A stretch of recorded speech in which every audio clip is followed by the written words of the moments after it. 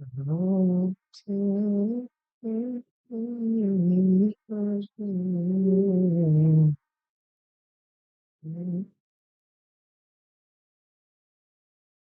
Now we are live. नमस्कार साथियों, स्वागत है आप सभी का आपकी अपनी पाठशाला पर। होपफुली आप सभी लोग मस्त, स्वस्थ, तंदुरुस्त, दुरुस्त सब होंगे।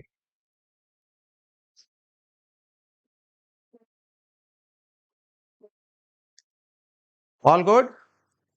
चलिए, सरोज, प्रतीक, भोमाराम, आयुष, प्रवीण, अंकिता, आकाश, हरीश, रुचि, शिव, दिनेश, शालिनी, नीतीश, साधना, पवित्र, दिनकर, राहुल, अतुल, संदीप, सभी साथियों को वेरी गुड इवनिंग। और चलिए आज के सेशन की शुरुआत करते हैं। जैसा कि आप सभी को ज्ञात है कि आज के सेशन में मैंने आप लोगों को कुछ होमवर्क दिया था करके आने के लिए, और संभवतः आप करके भी आए होंगे। मैंने आप लोगों को यहां तक की चीजें पढ़ा दी थी। मैंने कहा था कि कैबिनेट जब मिशन आएगा वो आपको जानकारी दी जाएगी। क्रिप्स मिशन तक मैंने आपको एक ब्रीफ इंट्रो दे दिया था। यहाँ के आगे के जो फैक्ट्स हैं ये आपसे कहा था कि आप पढ़ के आइएगा, और मुझे पढ़ाने के बाद में मैं कुछ क्वेश्चन आंसर पूछूंगा। तो संभवतः आप में से कुछ भाई बहनों ने 2-5 मिनट समय निकाल करके याद किया होगा। नहीं भी किया होगा तो हम ट्राई करते हैं क्या क्या कर सकते हैं, है ना। चलिए, तो कैबिनेट मिशन के बारे में था कि भाई क्रिप्स मिशन आया, क्रिप्स मिशन के बाद में क्या क्या हुआ ये हमने बात करी। कि भाई क्रिप्स मिशन के अंदर अंग्रेज आए, अंग्रेजों ने भारत से कहा कि देखिए बाकी तो सब सही है, हम आपको डोमिनियन स्टेटस दे सकते हैं, यानी राजपाट तो आपका होगा, फाइनल डिसीजन हम लोग लेंगे, है ना। तो इस तरह का डोमिनियन स्टेटस हमको देने की बात की, जिसको गांधी जी ने पोस्ट डेटेड चेक की उपाधि दी, और हमने इनकार कर दिया कि साहब ये नहीं चाहिए। गांधी जी परेशान हुए और गांधी जी ने कहा कि भैया सुनो देश वालों, चलो अपन करो या मरो का नारा देते हैं। हालांकि क्रिप्स मिशन में जिस तरह की चीजें हमारे सामने रखी गई थी उनमें से सबसे बड़ी चीज क्या थी कि भाई साहब, देश में अगर कोई भी रियासत, कोई भी राज्य अगर ये चाहे कि उसे बनने वाले संविधान में साथ नहीं रहना, तो वो सेपरेट भी रह सकता है, वो अपना भी संविधान बना सकता है। यानी संविधान सभा तो गठित होगी, लेकिन सब लोग अपनी मर्जी से शासन चला सकते हैं। ये बात अपने बिल्कुल भी पची नहीं, डाइजेस्ट ही नहीं हुई। मुस्लिम लीग नाराज किस बात पर हुई क्रिप्स मिशन के ऊपर कि यार तुम लोगों ने तो पाकिस्तान की बात ही नहीं करी, हम सोच रहे थे मुसलमानों के लिए अलग देश होगा, तुमने तो कह दिया जिसको अपना देश बनाना है बना लो, जिसको अलग होना है हो जाओ, हमें कोई दिक्कत नहीं है। ये कोई तरीका होता है क्या? मुस्लिम लीग इस बात से नाराज हुई। कांग्रेस ने कहा भाई मांग जब तुमसे संविधान सभा रहे हैं, मांग जब तुमसे आजादी रहे हैं, दे क्या रहे हो तुम हमको, है कि तुमको डोमिनियन देंगे, उसमें भी राज हम करेंगे, तो तुम तो वहीं की वहीं रह गए, ढाक के तीन पात हो गए, चाहिए ही नहीं। देश के अंदर करो या मरो का सिद्धांत हुआ। अच्छा, दूसरी तरफ ब्रिटिशर्स किस तरफ से लड़ाई लड़ रहे थे? सेकेंड वर्ल्ड वॉर के अंदर 1939 से लेकर के 45 के बीच में सेकेंड वर्ल्ड वॉर की लड़ाइयां लड़ी जा रही थी। इस बीच में अंग्रेजों को क्या लगता है, ये पूरी कहानी जैसी चीज है ना। तो इस चीज को, हाँ, तो उस समय क्या होता है ना कि अंग्रेजों के सामने स्थिति क्या रख दी जाती है कि भाई कैसे भी करके, अब अंग्रेजों ने मतलब पूरी तरह माहौल ये बना दिया कि आप तो बस हमारा साथ दे दो। इंडिया ने अपनी तरफ से मामला थोड़ा बिगाड़ दिया, कोई बात नहीं। इधर की तरफ सुभाष चंद्र बोस साहब जो हैं वो अपनी आजाद हिंद फौज का गठन कर रहे हैं, और भाई साहब वो इधर उधर से समर्थन जुटा रहे हैं। यानी जो सेकंड वर्ल्ड वॉर का टाइम था ना, 1939 से लेके 45 के बीच में, उस समय हालात कुछ अलग तरह के बन रहे थे। कैसे बन रहे थे? एक तरफ इंडिया में जहां पर देश के राजनेता आजादी की मांग कर रहे थे, वहीं अंग्रेज जिनसे आजादी की चाहत थी वो दुनिया में एक और लड़ाई लड़ रहे थे। आप ऐसे समझिए कि जिन अंग्रेजों का कभी सूरज नहीं ढलता था, सूरज नहीं ढलने का मतलब क्या है, जहां सूर्योदय होता था जापान से लेकर के आप अमेरिका तक, वो सारा साम्राज्य अंग्रेजों के पास हुआ करता था। लेकिन आज अंग्रेज अपने अस्तित्व की लड़ाई लड़ रहे थे। अब जब अपने हेजिमोनी, वर्चस्व की लड़ाई लड़ी जा रही है, तो अंग्रेजों को चाहिए था कि जहां जहां उनका शासन है वहां के लोग उनका साथ दें, और वहां के लोग उनका साथ दें, इसके लिए सबसे बड़ा साथ चाहिए था मोस्ट पॉपुलस कंट्री जिसका इंडिया का नाम था, उसका साथ जरूरी था। कोई बात नहीं साहब, इन चीजों में इंडिया का जो साथ अंग्रेजों को मिला, अंग्रेजों को तमाम सुविधाएं देने के बावजूद भी अंग्रेजों की आर्थिक स्थिति निरंतर खराब होती जा रही थी। अगेन ये वाली बात आधुनिक इतिहास का हिस्सा है, तो इसे आधुनिक इतिहास के साथ ही डिस्कस किया जाएगा। लेकिन फिर भी आपको तत्कालीन परिस्थितियों का हल्का सा अनुमान हो जाए तो आप कैबिनेट मिशन तक आ पाएंगे। तो फिर क्या हुआ, 1945 आते आते अंग्रेजों को यह समझ में आ गया कि हम जीत तो गए भाई, सेकेंड वर्ल्ड वॉर के अंदर हिटलर का, मुसोलिनी का, जापान का, सबका पतन हो गया, कि अंग्रेज जीत तो गए, लेकिन वो जीत किसी हार से ज्यादा बड़ी थी। आप पूछेंगे कैसे? बस उसमें एक इज्जत मिली थी कि आप जीत गए, लेकिन जीतने की जो कीमत अंग्रेजों ने अदा करी, आप विचार करें समय कैसा परिवर्तन होता है, समय की चक्र कैसे घूमती है, कि 1939 से पहले ब्रिटेन दुनिया की महाशक्ति हुआ करता था। ब्रिटेन का नाम लोग इज्जत से लिया करते थे, लेकिन 1945 आते आते दुनिया में दो बड़ी महाशक्तियां बन चुकी थी, जिनमें से एक का नाम यूएसए था और एक का नाम यूएसएसआर था। ब्रिटेन कहीं भी नहीं था। यानी विजित राष्ट्रों में, जीतने वाले राष्ट्रों में भले ही ब्रिटेन का नाम था, भले ही युद्ध ब्रिटेन ने शुरू किया था, लेकिन विजेता असल मायने में संयुक्त राष्ट्र अमेरिका और सोवियत रूस बनकर निकला था। कैसे? ये वो लोग थे जो ब्रिटेन और फ्रांस को लड़ने के लिए अपने द्वारा हथियार बेचकर पैसे कमा रहे थे। ये वो देश थे जो ब्रिटेन और फ्रांस की मदद तो कर रहे थे, लेकिन उसके बदले में बहुत सारा पैसा चार्ज कर रहे थे। बाय द वे, आपको ये सारी जानकारी भी पढ़ाई जाएगी आपका जब वर्ल्ड हिस्ट्री पढ़ाया जाएगा, क्योंकि आरएएस मेंस के सिलेबस में विश्व का इतिहास भी पढ़ाया जाता है। तो जो विश्व का इतिहास वाला पोर्शन जब पढ़ाया जाएगा, तो आपको सेकेंड वर्ल्ड वॉर के कारण क्या थे, फर्स्ट वर्ल्ड वॉर के कारण क्या थे, ये सब भी बताए जाएंगे। ठीक है, अच्छा, कोई बात नहीं। तो एक तरह से कई बार लोग ये भी कहते हैं कि 1945 के बाद में देश की आजादी जो 1947 में हमें मिली, वो मिलनी ही थी। ये तो समझ लीजिए कि वो समय ऐसा था कि हम लोग मेहनत कर रहे थे, उस दिशा में थे, अंग्रेज टूट कर उस हालात में आ गए थे कि वो अपना देश भी चला लें, ये भी उनके लिए बड़ी बात थी। आप पूछेंगे क्यों? क्योंकि अंग्रेज जीत तो गए थे, लेकिन उनके पास में देश चलाने के लिए कर्ज था। मतलब उन्होंने युद्ध में जो अमेरिका से असला लिया, एम्यूनेशन लिया या कर्जा लिया, वो पूरे अमेरिका के गुलाम बन चुके थे। दुनिया की एक नई महाशक्ति अमेरिका वर्ल्ड बैंक और आईएमएफ जैसी बैंकों के माध्यम से बन चुका था। इस समय अंग्रेजों को यह समझ में आ गया था कि बेटा कट लो यहां से। इधर इंडिया में करो या मरो जैसा आंदोलन चल रहा था। सुभाष चंद्र बोस बाहर बैठकर आजाद हिंद फौज बना रहे थे। इसीलिए डोभाल साहब का जो आपने एक वो सुना होगा, एक वीडियो किया था हमने अभी अंकित इंस्पायर इंडिया पे, जिन्होंने कहा था कि अगर सुभाष चंद्र बोस जिंदा होते तो देश का विभाजन ही ना हुआ होता। मतलब बहुत कुछ अवश्य संभावी था, ब्रिटिशर्स का जाना तय था। क्योंकि हमने ऐसे, अब कईयों को यह बात ऐसी बुरी लगती है, क्या बात कर रहे हो सर, आपको लगता है कि हमारे स्वतंत्रता संग्राम के सेनानियों ने अपने बलिदान नहीं दिए? बिल्कुल दिए, बिल्कुल दिए, तभी हमें यह आजादी मिली है। लेकिन एक चीज का कोइंसिडेंस बताइए कि अंग्रेजों का जहां जहां शासन था वो सब आजाद कैसे हो गए? स्वतंत्रता संग्राम का संघर्ष भारत कर रहा था, समझ में आया। भारत के राजनेता कर रहे थे, हम आजादी मना रहे थे, समझ में आया। लेकिन अंग्रेजों के अधीन जितने भी राष्ट्रमंडल देश थे, सब आजाद कैसे हो गए? और आज की तारीख में उस दिन से ही आप सोचिए, 1945 से 1950 के बीच में दुनिया के अधिकांश गुलाम देश आजाद हो गए। क्यों भाई?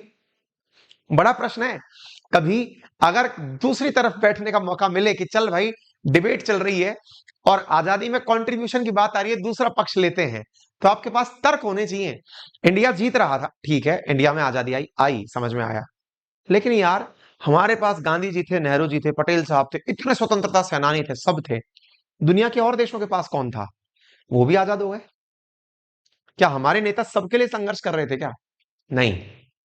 असल मायने में जब आप हार चुके हो तो ब्रिटेन के ऊपर ये प्रेशर बन गया कि सुनो महाराज, अब तुम ना उस हैसियत में नहीं हो कि तुम्हारे अंडर में भी देश हो, तुम खुद हमारे अंडर में हो। अमेरिका ने क्या कहा ब्रिटेन से कि तुम्हारी ये जो नवाबी है ना, इस नवाबी को हटा दो, इस नवाबी को दूर करो, फिलहाल के लिए ये समझो कि तुम हमारे अंडर में हो, हमारे अंडर में हो तो हमारे अनुसार चलो। बोले सर बताइए क्या करें? बोले सबसे पहले जर्मनी के 2 टुकड़े करो। बोले ठीक है सर, एक अमेरिका को दे दो, एक यूएसएसआर को दे दो। अमेरिका ने जर्मनी का ईस्ट वेस्ट 2 भागों में विभक्तिकरण कर दिया। जर्मनी के 2 हिस्से हो गए। कोरिया को 2 भागों में बांटो, नॉर्थ कोरिया, साउथ कोरिया। एक को यूएसएसआर को दे दो, एक को अमेरिका को दे दो। हर जगह यही हुआ। इंडिया को 2 भागों में बांटो, पाकिस्तान, इंडिया। इंडिया को अमेरिका रख लेगा। बोले नहीं साहब, नहीं चलेगा। बोले ठीक है, इसको यूएसएसआर को दे दो, पाकिस्तान को अमेरिका दे दो। उस समय जितने भी देश बने थे मेरे प्यारे साथियों, ये जब विश्व इतिहास पढ़ोगे तो आपके चक्षु खुलेंगे, आपको जानकारी मिलेगी कि असल मायने में इतिहास बहुत सा दर्पण दिखाता है हमें। और उन दर्पणों में, हाँ जी भाई, मैं 1 मिनट के लिए कमेंट देखना चाहूंगा, क्योंकि कुछ बालक जो हैं, एक कृष्ण कुमार है, यहां कमेंट करके कोई फायदा नहीं मिल रहा। कृष्ण कुमार, कमेंट करके फायदा मिलना भी नहीं चाहिए। आप यहां पर पढ़ने आए हैं, अगर कमेंट का रिप्लाई चाहिए तो एक काम करते हैं, वीक में 5 दिन मेरी क्लास रखते हैं, छठे दिन यानी शनिवार के दिन मैं आपके कमेंट्स लूंगा। ये सही तरीका रहे तो आप एक बार थम्स अप कर दीजिए, क्योंकि आपको लगता है फिर सर तक अपनी बात कब पहुंचाएंगे। तो एक दिन रख लेते हैं।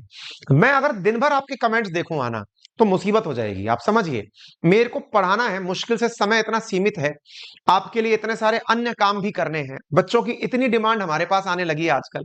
अभी एक बच्चा लगातार कमेंट में कहता जा रहा है कि सर इंग्लिश के का नोट्स कब मिलेगा, मिलेगा कि नहीं मिलेगा। अब ये जो आप जो इतना प्यार से मुझसे पूछते हैं ना कि इंग्लिश का क्या होगा, कैसे होगा, मैं आपको कल एक कमिटमेंट दे गया, वो बात ही बातों में, आज मॉर्निंग में दिया था। मॉर्निंग की क्लास में कमिटमेंट दिया था मैंने कि आने वाले समय पे मैं डेडिकेटेड इंग्लिश मीडियम वाले जो बच्चे हैं ना, जिनको बहुत असुविधा हो रही है ना, उनके लिए भी अलग से क्लास चलाने के बारे में विचार कर रहा हूं। आप विचार करिए। जब यार मैं आपके लिए इतना सोच सकता हूं तो थोड़ा सा आप भी मेरे बारे में सोच लीजिए। डेडिकेटेड इंग्लिश के लिए जो सब्जेक्ट्स हैं, जैसे कुछ बच्चों को है कि भाई मुझे राजस्थान जीके में हिंदी और इंग्लिश में दिक्कत आ रही है, कोई बात नहीं, डेडिकेटेड इंग्लिश लो। अब आप प्योर कंटेंट इंग्लिश में मिलेगा। ठीक है, और बोलिए। बोले सर मुझे लगता है कि मुझे और जो सब्जेक्ट है, चाहे साइंस एंड टेक्नोलॉजी है, चाहे कोई भी सब्जेक्ट है, इंडियन पॉलिटी है, कुछ भी, सर वो प्योर इंग्लिश में मिले। प्योर इंग्लिश के टीचर हायर कर रहा हूं आपके लिए। थोड़ा तो आपको बनता है ना महाराज, थोड़ा सा समर्थन देना तो बनता है आप लोगों का, पेशेंस के साथ, कि सर दिन भर हमारे लिए फंसते रहते हैं, रेगुलर क्लासेस भी चल रही होती हैं, आपकी पूरी चीजें हो रही होती हैं लगातार। मैं कमिटमेंट पे कमिटमेंट के साथ क्लास बढ़ाते बढ़ाते 10 से 11 घंटे की क्लासेस हो गई यार आप लोगों की। टेक्निकली अब इतनी क्लासेस हो गई कि अब मुझे टेंशन हो रही है कि यार इतनी क्लास देना गलत तो नहीं है, कहीं बच्चे पता चले फट गए एक दिन की, सर हमसे नहीं हो पा रहा है, प्लीज हमें समझाओ, हमें बचाओ, है ना। तो ये सब देखना होता है मुझे। तो चिंता मत करिए, एक बार के लिए, है ना। हाँ ठीक है। तो अ, ठीक है।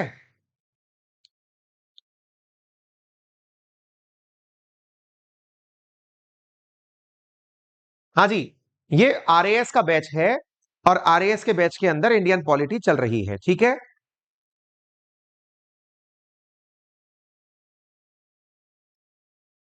सर इंग्लिश 2% वालों को अलग कर दो, दो हिंदी वालों को परेशान कर रखा है, भूमाराम लिख रहे हैं।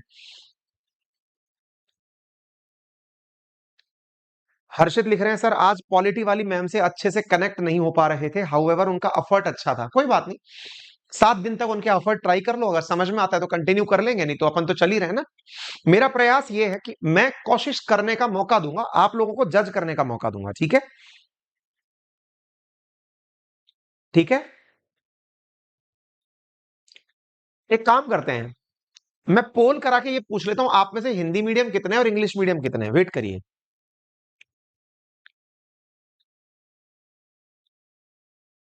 पहले हिंदी और इंग्लिश मीडियम पर एक पोल करवाया है मैंने, आंसर दीजिए।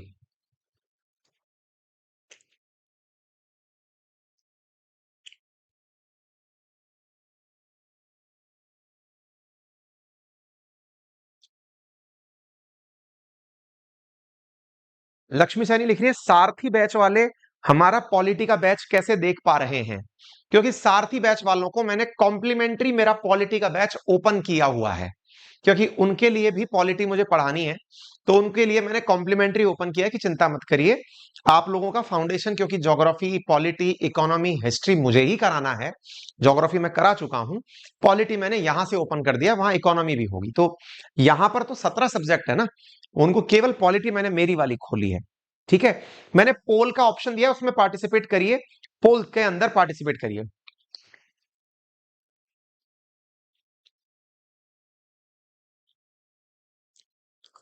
पोल में, वोटिंग में पार्टिसिपेट करिए, पता चल जाएगा। मीडियम लिखा है मैंने।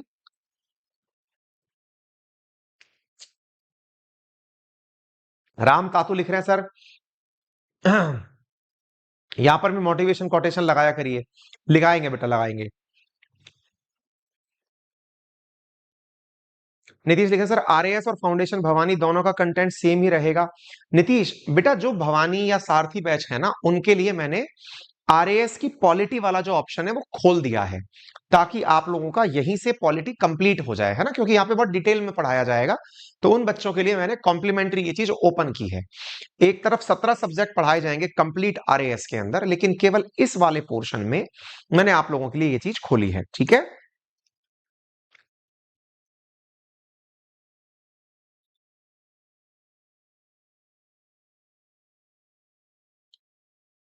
अब देख लीजिए, पोल के रिजल्ट्स आ चुके हैं। 50% हिंदी मीडियम वाले, 50% इंग्लिश मीडियम वाले हैं। इसीलिए इंग्लिश मीडियम का डेडिकेटेड बैच हम लेकर के आ रहे हैं। ठीक है, जिनको प्योर इंग्लिश मीडियम पढ़ना है ना, उनके लिए एक अलग से बैच हम लोग अनाउंस कर रहे हैं, ताकि उनका हेडेक खत्म हो जाए। ठीक है, चिंता मत करिए। और बताइए।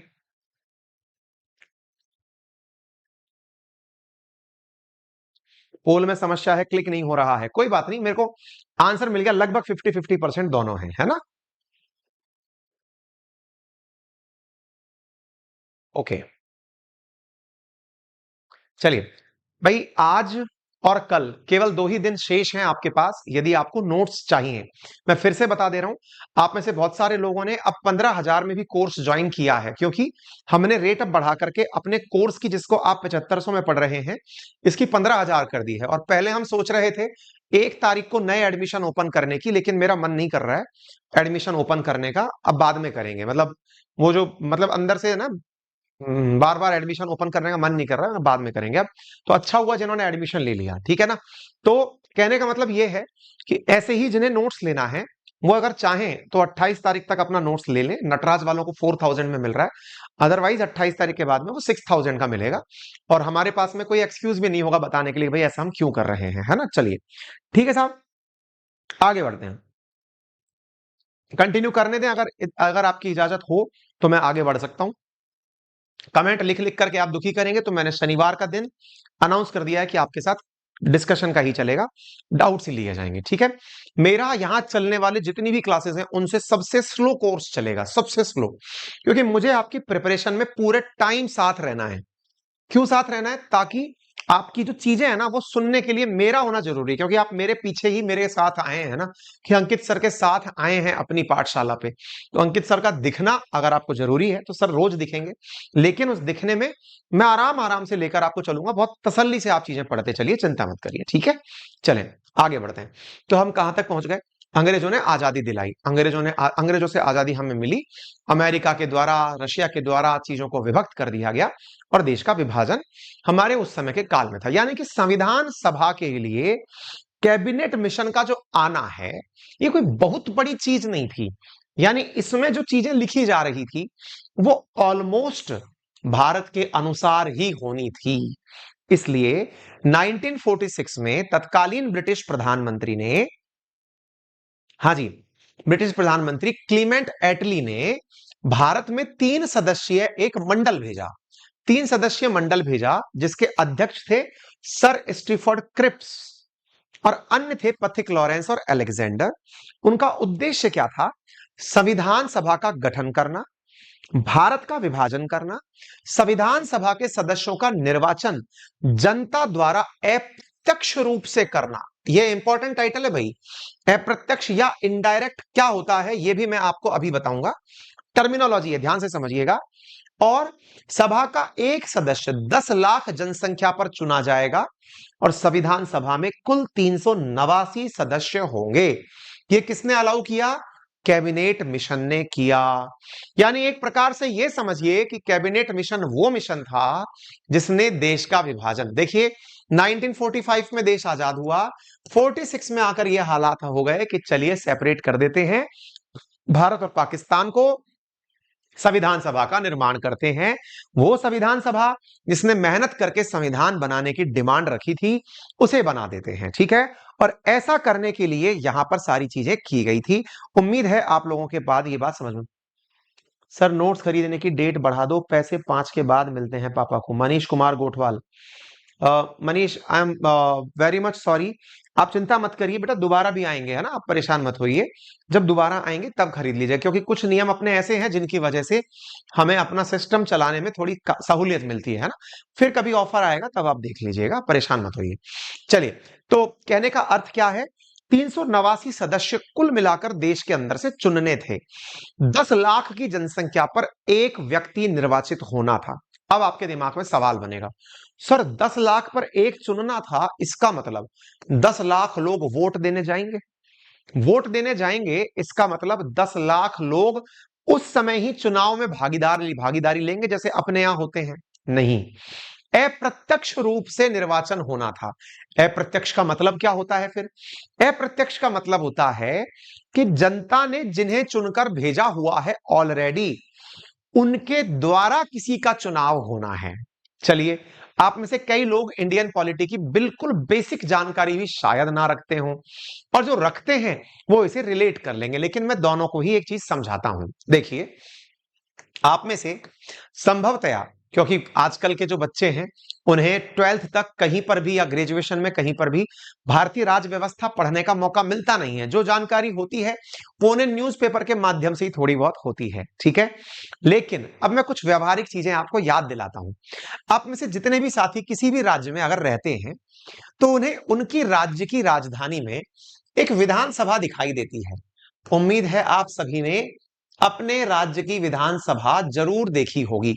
नहीं देखी हो तो मैं उदाहरण के लिए बता दूं, राजस्थान रहने वालों को जयपुर में विधानसभा दिखाई देती है, यूपी में रहने वालों को लखनऊ में विधानसभा दिखाई देती है, बिहार में रहने वालों को पटना में दिखाई देती है। विधानसभा जहां पर विधायक बैठते हैं, विधायक विधायक विधायक को कहा क्या गया है? MLA, member of legislative assembly. तो विधानसभा क्या है? लेजिस्लेटिव असेंबली है, ठीक है। अच्छा सर, ये MLA का चुनाव कैसे होता है? मैंने कहा जैसे अभी राजस्थान के अंदर चुनाव होने वाले हैं MLA के इसी साल दिसंबर में। मतलब क्या है? चुनाव आप और हम वोट देकर के निर्वाचित करते हैं 200 विधायकों को राजस्थान के अंदर। कितने? 200 विधायक राजस्थान में निर्वाचित होकर आते हैं, जनता वोट देती है। चलिए सर, ये बात भी समझ में आ गई, जनता वोट देगी, 200 विधायक चुन करके आएंगे, चुन लिया गया। सर संसद के क्या हाल होते हैं?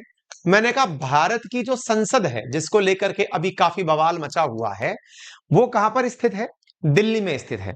अकॉर्डिंग टू भारतीय संविधान संसद के 3 हिस्से हैं, एक के अंदर आपका संविधान सभा, एक के अंदर राष्ट्रपति आता है, एक में लोकसभा और एक में राज्यसभा आती है।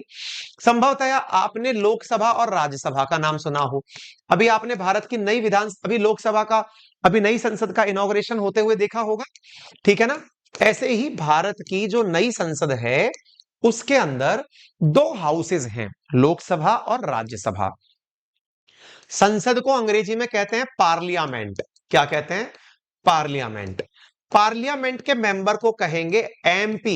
MP बोले तो member of parliament. Member of parliament Lok Sabha में भी बैठते हैं और राज्यसभा में भी बैठते हैं। यानी लोकसभा के जो सांसद हैं, यानी जो MP हैं, और राज्यसभा के जो सांसद हैं, दोनों हैं तो मेंबर ऑफ पार्लियामेंट ही। देख लीजिए दोनों के नाम के आगे लिखा हुआ है, बस बोल दिया जाता है ये लोकसभा सांसद है या राज्यसभा सांसद है। सर इनका चुनाव कैसे होता है? मैंने कहा इनका भी वोट के माध्यम से होता है। कौन वोट देता है? मैंने कहा जो लोकसभा के सांसद हैं इनका आप और हम वोट देते हैं। जैसे जो 2024 का इलेक्शन होगा, जिसमें मोदी जी, राहुल गांधी जी, ये नीतीश कुमार जी सब कंटेस्ट करेंगे, प्रधानमंत्री के पद के लिए चुनाव होगा एक तरह से, ये समझिए आप। वो वाला जो चुनाव है वो सांसद का चुनाव है। जैसे राजस्थान से 25 सांसद निर्वाचित होकर दिल्ली जाते हैं, ऐसे ही आप इधर आइए, राजस्थान के 200 विधायक निर्वाचित होकर विधानसभा जाते हैं। उदाहरण के लिए यह समझिए कि हमारे राजस्थान में 200 विधायक चुनाव के बाद विधानसभा में जाते हैं और 25 सांसद चुनाव के बाद दिल्ली जाते हैं, संसद में जाते हैं। यही हाल यूपी का है। 400 से अधिक विधायक उनके विधानसभा में जाते हैं और 80 के लगभग सांसद उनके दिल्ली जाते हैं। ठीक है, ये हर राज्य का अपना अपना नंबर होता है। सर ये बात बता क्यों रहे हो?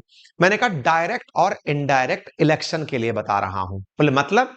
मैंने कहा जब एमएलए का इलेक्शन होता है, जिसमें आप मुख्यमंत्री का चुनाव कर रहे होते हैं एक तरह से, वो जो प्रक्रिया है जिसमें विधायक बनते हैं, विधायक का जो निर्वाचन है जिसमें आप वोट देने गए हैं, वो वोटिंग देने की प्रक्रिया डायरेक्ट इलेक्शन की प्रक्रिया है। कौन सी इलेक्शन की प्रक्रिया है? डायरेक्ट इलेक्शन की प्रक्रिया है। तो डायरेक्ट इलेक्शन क्या है?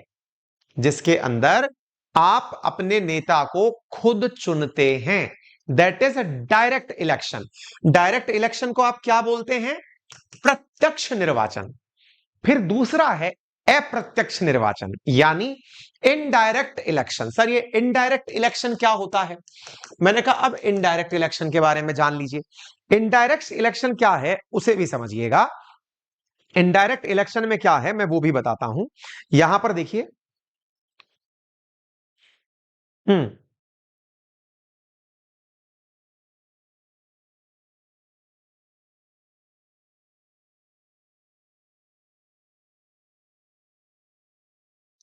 भाई मुझे एक फीलिंग आ रही है कि मुझे लगता है कि सारथी और भवानी बैच के बालकों को मुझे इस बैच से बाहर निकालना पड़ेगा।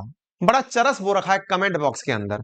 तुम लोग असल मायने में अगर मैं कुछ बोल दूंगा तो बुरा मान जाओगे। मैंने सोचा था कि तुम लोगों के साथ थोड़ा भला हो जाएगा, तुम लोगों को पॉलिटी एडिशनल मिल जाएगी, पर तुम्हारे नखण है ना वो लग नहीं रहे। मतलब एक होता है ना कि मतलब बंदर को अदरक हजम नहीं हो रही, गधे को गुड़ हजम नहीं हो रहा, तो तुम उस कैटेगरी में जा रहे हो धीरे धीरे। जितने भी कमेंट बॉक्स में कमेंट चल रहे हैं ना, कल से अगर तुम्हारी हरकतें नहीं सुधरी तो मैं तुम लोगों की एंट्री इवनिंग वाले बैच में रोक दूंगा। फिर परेशान रहना तुम लोग बैठ करके। ठीक है ना? मैंने सोचा था कि तुम लोग फाउंडेशन के नाम पर मेहनत कर रहे हो, चलो पॉलिटी बैच के अंदर तुमको एंट्री दे देते हैं। तुम्हारे यार कमेंट ही समझ में नहीं आ रहे। यहां अधिकारी बनाने की बात हो रही है या चिल्लर बीनने निकल पड़े हैं? दिए पड़े सर नोट्स ऐसे मत दीजिएगा हमको, पीडीएफ फॉर्मेट में मत दीजिए, हमें A4 में दीजिए। तसल्ली से बैठकर काम करो, समझे कुछ? अब ऐसा ही करना पड़ेगा, क्योंकि ये जो तुमने लोगों ने चरस बो रखी है ना, सारथी भवानी बैच के बच्चे, अब कल से देखना, अगर अगर थोड़ी देर में आप लोगों का मामला शांत नहीं हुआ ना, तो 2 मिनट के अंदर अब तुम्हारा पनिशमेंट तुम्हारे सामने आ रहा है। गजब तुम लोगों ने यार बदतमीजी कर रखी है। हाँ भाई, नोट्स ही नोट्स, नोट्स ऐसे मत करना, नोट्स वैसे मत करना। अरे पढ़ने आए हो कि तुम यहाँ पे नोट्स बीनने आए हो? मुझसे अच्छी किताबें, जो कंटेंट मैंने नकल मारा है जिन किताबों से, लक्ष्मीकांत है, परीक्षा वाणी है, जाकर पढ़ लो, उसमें इससे अच्छा कंटेंट लिखा हुआ है भाई। किताबें ही तो पढ़नी है, नोट्स ही तो पढ़नी, किताबों से पढ़ लो। वहां का दही कर देते हो। ये जो हम लोग देते हैं ना यहाँ पे, या फिर हम लोग जो आपको अपलोड कराते हैं, हमको कोई हमारे माँ बाप ने लोरी सुना के पढ़ाया है क्या? किताबों से पढ़ा हुआ कंटेंट है। तुम लोगों के नेचर नहीं सुधरेगी क्या? हमने खुद ने पैदा नहीं किया इस कंटेंट को यार। किताबों का कंटेंट किताब पढ़ लो। ज्यादा दिक्कत आ रही है तो नोट्स ऐसे क्यों है, फलाने क्यों है, सर हमें पीडीएफ ऐसे मत देना, हमें वैसे मत देना, समझ में नहीं आ रही, फरमाइशी संगीत चल रहा है। अगर गलती से बोले बेटा, हाँ भाई, अप्रत्यक्ष, अप्रत्यक्ष इलेक्शन क्या आप वो समझो।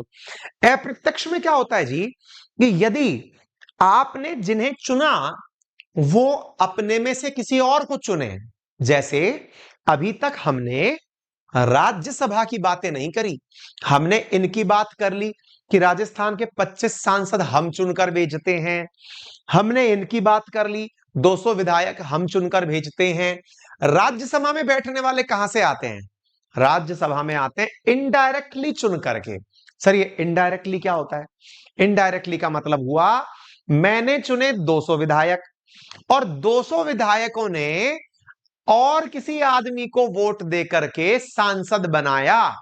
मतलब वो 200 विधायक राजस्थान की 6.5 करोड़ पॉपुलेशन का प्रतिनिधित्व कर रहे हैं।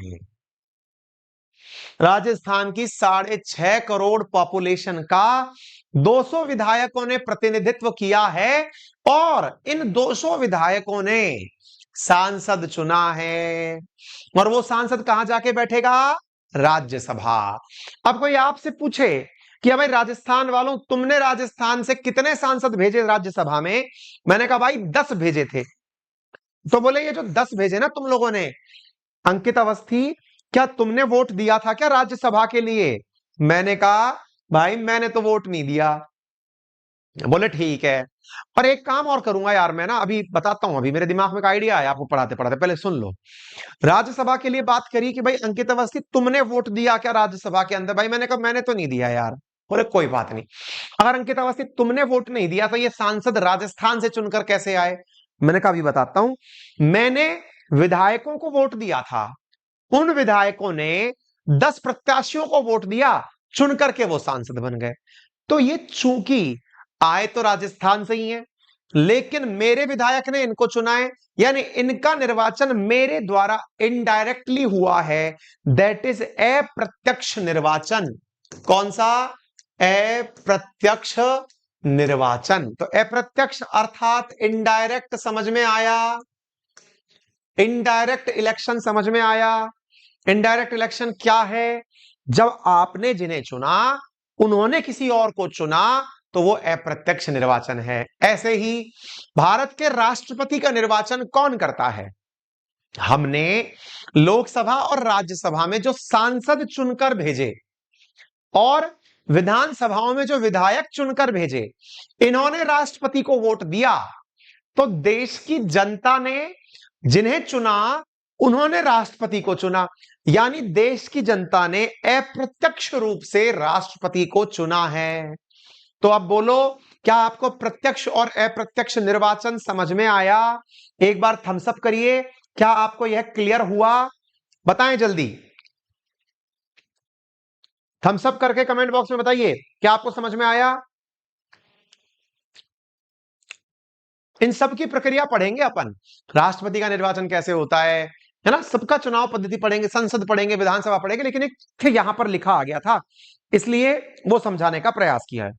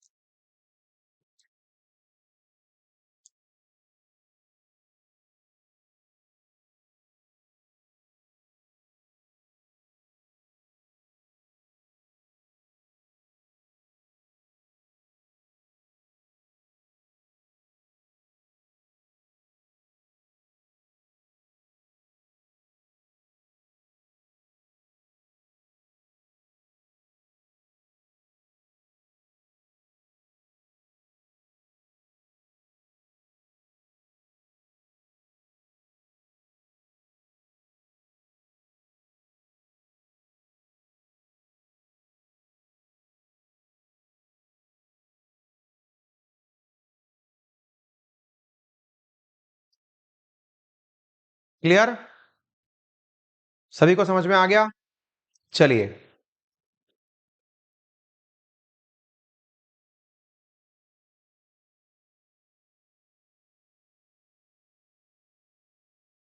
दिलीप ठाकुर, चलिए चलिए आगे बढ़ते हैं। ठीक है, तो यहां पर क्या था? तो ये तो कैबिनेट मिशन के अंदर क्या क्या हुआ वो मैंने आपको बता दिया। यहां पर कौन कौन आया? क्लीमेंट एटली ने 3 लोगों को भेजा, सर स्टीफर्ड क्रिप्स, पथिक लॉरेंस और एवी अलेक्जेंडर। ठीक है, तो यहां पर 3 लोग थे, क्रिप्स, लॉरेंस और एवी अलेक्जेंडर। इसमें वेवल का नाम भी कई बार परीक्षाओं में पूछा जाता है, वेवल के बारे में। तो वेवल इसके मेंबर, मतलब इसके अंदर लॉर्ड वेवल जो थे वो मेंबर नहीं थे, लेकिन वो इन्वॉल्व जरूर हुए थे इसके अंदर, ठीक है ना। और जो ये आया था, मतलब ये जो आपका कैबिनेट मिशन देश के अंदर चल करके आया था, इसमें सब लोग अपने अपने प्रकार से थे। जैसे जो ये आपके सामने सर स्टीफर्ड क्रिक्स हैं, इनके आगे जो शब्द लिखा हुआ है कि ये अध्यक्ष थे, अध्यक्ष असल में ये थे किसके, ये ब्रिटेन के अंदर जो बोर्ड ऑफ ट्रेड हुआ करता था, व्यापार का जो संघ होता था, ये उसके अध्यक्ष थे असल में। तो किताबों में आकर के आजकल क्या आने लग गया कि ये पूरी सभा के अध्यक्ष थे, ठीक है ना। तो ये असल मायने में तीन लोगों का वो था, समूह था, क्रिप्स का, लॉरेंस का और एबी अलेक्जेंडर का। और जो लॉरेंस थे वो भारत के लिए एक तरह से गृह मंत्री थे, वहां से, कहां से, secretary of state of India from Britain, ये उस पद के आदमी थे, ठीक है ना। तो इस प्रकार से आप यहां पर इसको समझ सकते हैं। और अलेक्जेंडर रानी के आदमी हुआ करते थे। आप तीन लोगों का नाम याद रख सकते हैं। इसको घुमा घुमा कर कई बार कुछ, जैसे एक बालक बार बार कह रहा है सर पैथिक लॉरेंस थे अध्यक्ष, तो अध्यक्ष जो पद है ना वो असल में क्रिप्स के नाम के आगे लिखा हुआ है। कुछ किताब जो है वो यहां पर क्या करती है कि वो अपने जगह पर लॉरेंस को अध्यक्ष दिखा देती हैं। असल मायने में तीनों का नाम सदस्य के रूप में ही कंसीडर किया जाता है, ठीक है। चलिए, तो आपने अप्रत्यक्ष रूप से सुन लिया, 10 लाख जनसंख्या पर चुन लिया, संविधान सभा में 389 सदस्य थे, अप्रत्यक्ष क्या होता है ये मैंने बता दिया, ठीक है। आइए आगे बढ़ते हैं।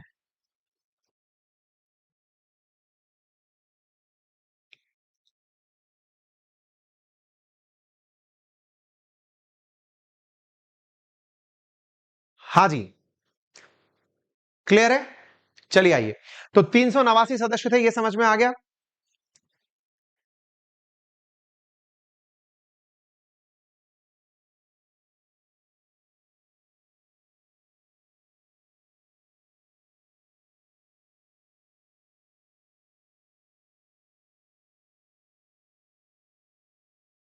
कल से मैं एक काम और करूंगा, जो भी कमेंट के अंदर क्लास के समय डिस्टर्ब करने वाले लोग बाग है ना, उनको ब्लॉक करवाना शुरू करेंगे अब। तो कल से टीम को काम दे दिया जाएगा, टीम तो वैसे भी बैठी बैठी क्लास में कमेंट देखती है, कल से लो धड़ाधड़, आप लोगों को भी आराम हो जाएगा। आइए, और फिर फाइनली एक दिन टर्मिनेशन, हटो साहब। तो कैबिनेट मिशन समझ में आ गया, यहां तक बात हो गई। संविधान सभा की संरचना में अब क्या होता है, जो संविधान सभा बनकर आई उसमें क्या हुआ, इसमें प्रत्येक प्रांत, देशी रियासत या रियासतों के समूहों को उनकी जनसंख्या के अनुपात में सीटें दी गई।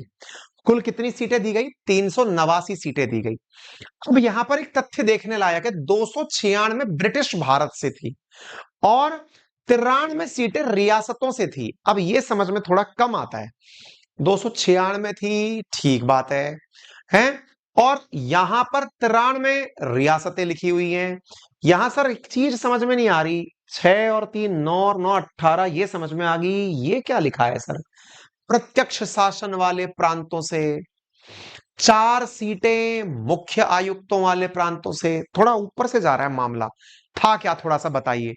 मैंने अगेन कहा, ये चैप्टर चूंकि आधुनिक भारत के इतिहास का है, फिर भी मुझे ये आपको कराना पड़ रहा है थोड़ी बेसिक आइडियोलॉजी के साथ, तो मैं हल्की सी जानकारी आपको देना चाहूंगा कि ये जो 389 सदस्य आप सुन रहे हैं ना, कुल सदस्यों की संख्या, ये असल में क्या है, what are these 389 members are doing here, what is this 296 British Indian member, ये क्या है। देखिए, ब्रिटिशर्स जब इंडिया पर शासन करते थे ना, तो उनका रूल बड़ा अलग प्रकार का था। क्या, जहां पर राजे रजवाड़े थे, वहां पर उन्होंने अपने प्रतिनिधि भेजे हुए थे। प्रतिनिधि मतलब कि भाई राजा है, तो राजा के दरबार में एक व्यक्ति अंग्रेजों की तरफ से नियुक्त किया हुआ था। अभी जब आप मतलब हमारे राजस्थान का इतिहास पढ़ने बैठेंगे, तो राजस्थान के कई ऐसे लोगों के बारे में आप जानेंगे जो कि अंग्रेजों के द्वारा अलग अलग रियासतों में बैठे हुए थे, अब बिठाए गए थे, है ना। हाँ जी, अगर आपने याद किया हो तो राजस्थान की जो ज्योग्राफी पढ़ाई गई है आपको, उसमें राजस्थान की ज्योग्राफी में एक व्यक्ति का नाम आया होगा राजस्थान के नामकरण को लेकर, बताइए किसी ने अगर थोड़ा सुना हो तो।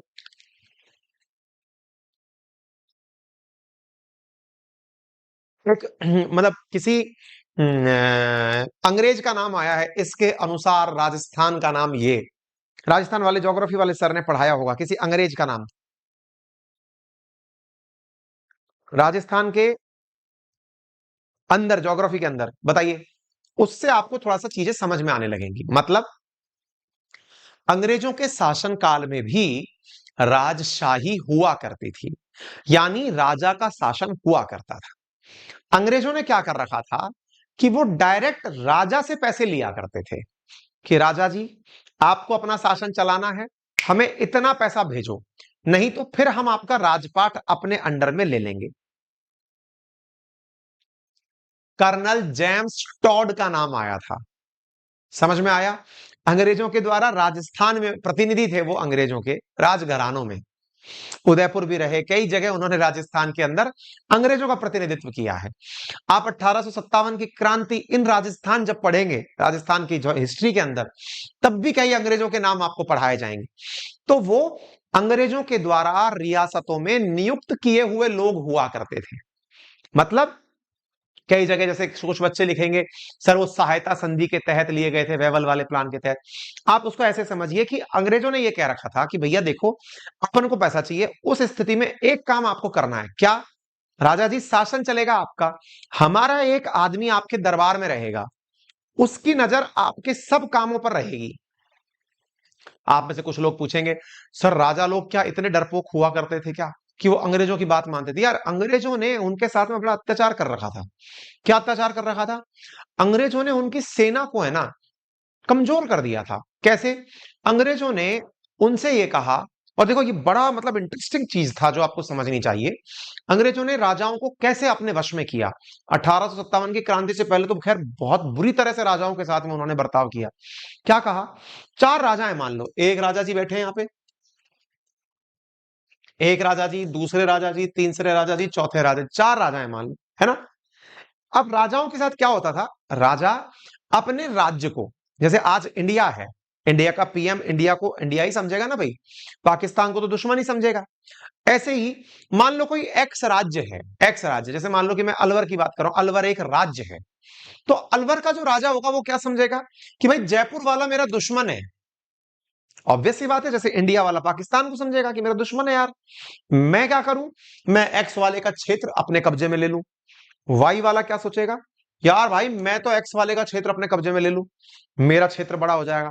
राजा आपस में इस तरह से लड़ते झगड़ते रहते थे, जगह को लेकर के हमेशा लड़ाइयां चली हैं, उनमें से ये लड़ाइयां भी हुआ करती थी। फिर क्या होता था?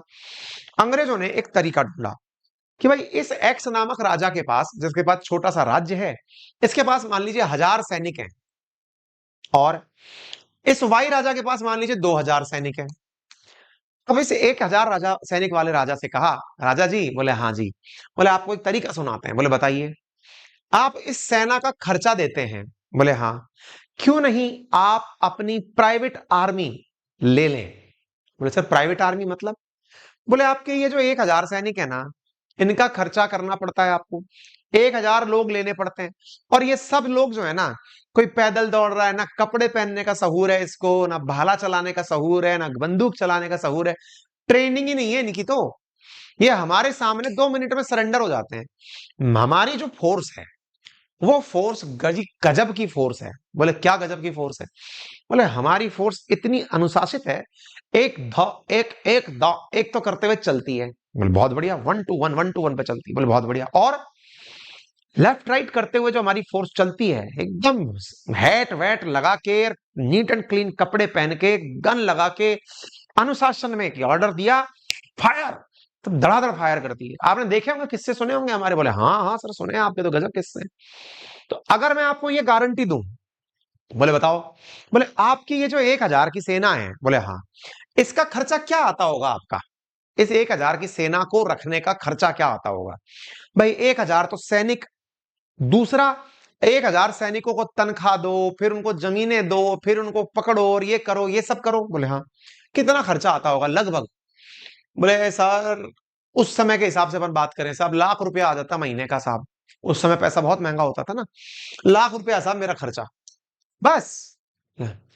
अगर मैं आपको इससे कम कीमत पर, मान लो आप मुझे 50,000 रुपए दो मात्र, अगर मैं आपको मात्र 50,000 रुपए में इससे बढ़िया फोर्स दे दूं, तो लगा लोगे?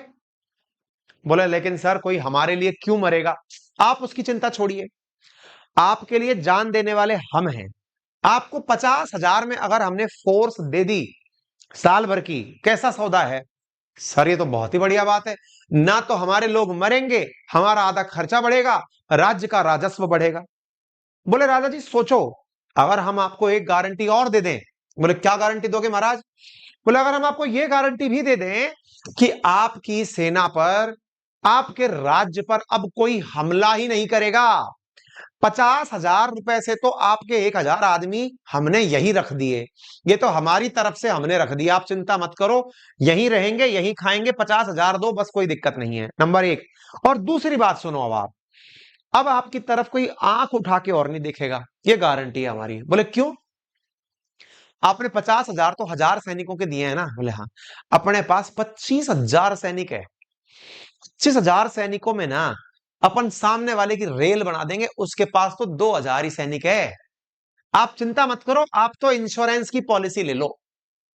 राजा जी खुश, यार गजब, पर आपको पैसा हमें रेगुलर देना पड़ेगा। बोले सर चिंता ही मत करिए, आपने तो बिल्कुल दिल ही जीत लिया। अब राजा जी हो गए खुश, राजा जी को लगा दिया विदेशी चीजों का शौक। अरे सर कहा आप चक्कर में पड़े हैं? रथों में घूम रहे हैं, रोल्स रॉयस में घूमिए, रोल्स रॉयस में बढ़िया गाड़ी लाते हैं, बढ़िया घड़ी लाते हैं, परफ्यूम लाते हैं, आप चक्कर में पड़े हैं? विदेशी सामान देखिए आप, ये क्या पहने घूम रहे हैं आप? बढ़िया चीजें पहनिए, सूट बूट पहनिए, जेंटलमैन बनिए, हमारी तरह दिखिए। राजा जी खुश हो गए, यार गजब। अब एक अंग्रेज निकलता है यहां से, इस वाले के पास जाता है, डब्ल्यू के पास जाता है। डब्ल्यू डब्ल्यू बोले हाँ जी बताइए। बोले आपको अगर मैं ये कहूं, क्या आपकी कितनी सेना है? बोले सर 3,000 की सेना है। बोले प्लान ले लो ये वाला। बोले यार सर लेकिन एक बात बताओ, फिर हम कैसे रहेंगे? बोले आधा खर्चा। बोले हाँ। दूसरे के राज्य का टेंशन नहीं। बोले हाँ। तो फिर क्या दिक्कत है? बोले दे दो। भाई साहब अंग्रेजों ने ऐसा करके ना जाने कितनों को अपने ये प्लान बेच दिए। ठीक है ना?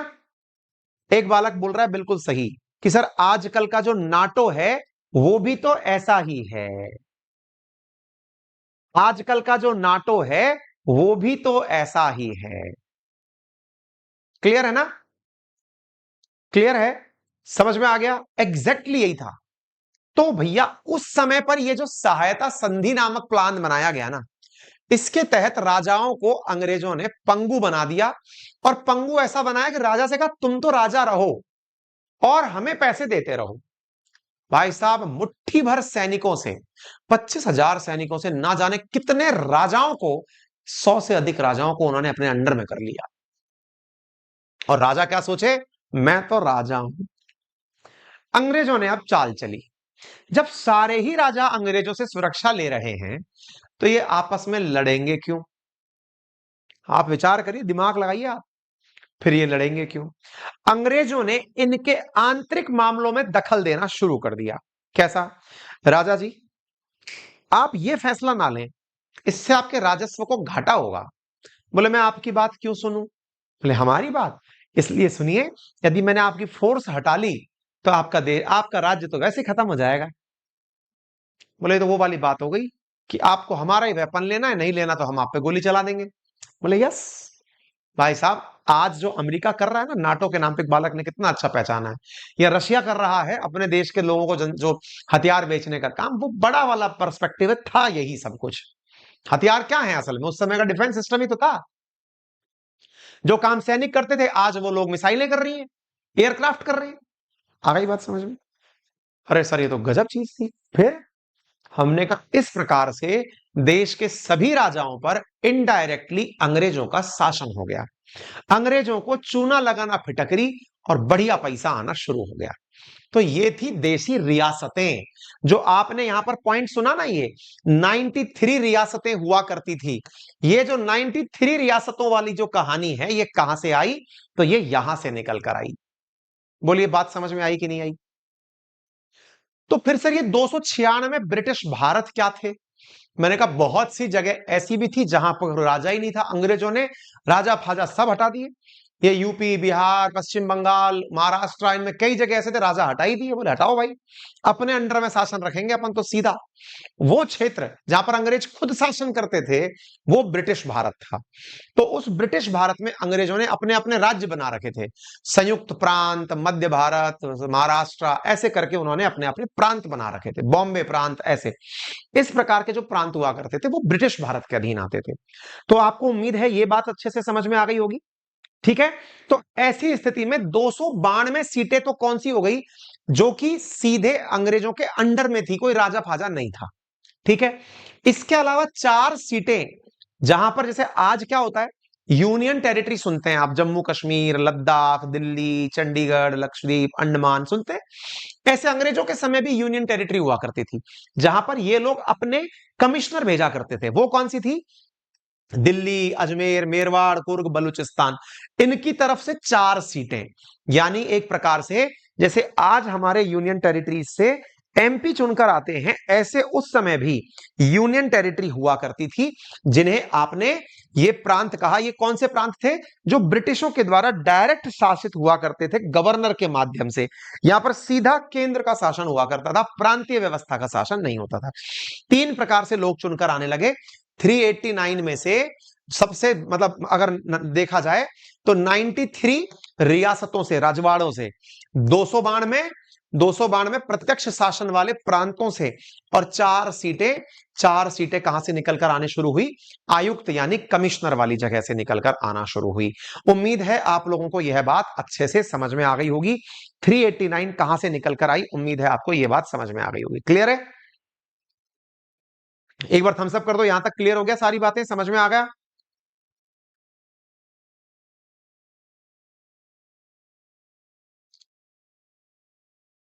हाँ जी, अमन मिश्रा, कल इलाज हो जाएगा आपका, चिंता मत करो।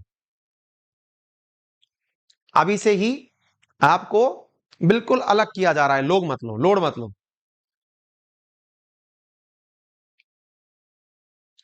ठीक है ना।